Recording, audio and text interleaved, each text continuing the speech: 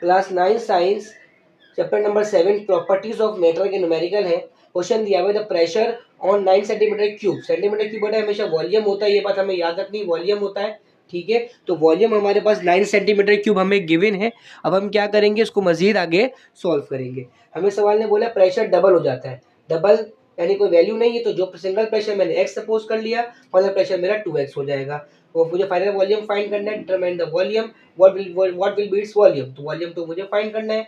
Formula P1V1 is equals to P2V2, P1V1 upon P2 is equals to V2।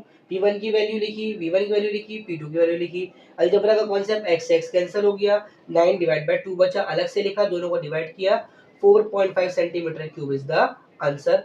Next numerical, इसका अगला numerical ने हमें बोला है container holds 30 metre cube of volume. अब 30 metre cube मैंने आपको बताया ये क्या होता है, वॉल्यूम होता है। 30 मीटर क्यूब वॉल्यूम आ गया। Of air at a pressure of 1,50,000, pressure आपको दिया हुआ है 1,50,000 पास्कल।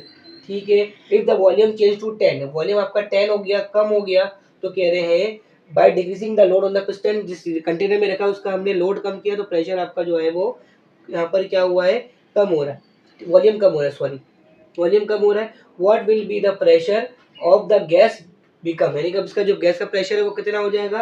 अब वॉल्यूम यहाँ पर क्या हुआ है, वॉल्यूम कम हुआ है तो प्रेशर बढ़ेगा। तो हमारे पास इनिशियल प्रेशर कितना है, फॉर्मूला सेम वही कंडीशन, बस अब वॉल्यूम की जगह प्रेशर, प्रेशर की जगह वॉल्यूम आ गया, वॉल्यूम की जगह प्रेशर आ गया है।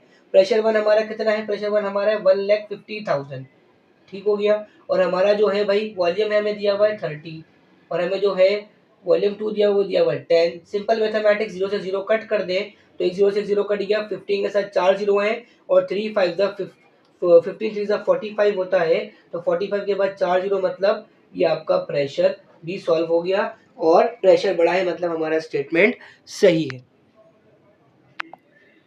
Numerical number 3, air at atmospheric pressure of 760 mm of Hg। mm of Hg ये भी जो है बेटा प्रेशर का यूनिट होता है 760 mm Hg।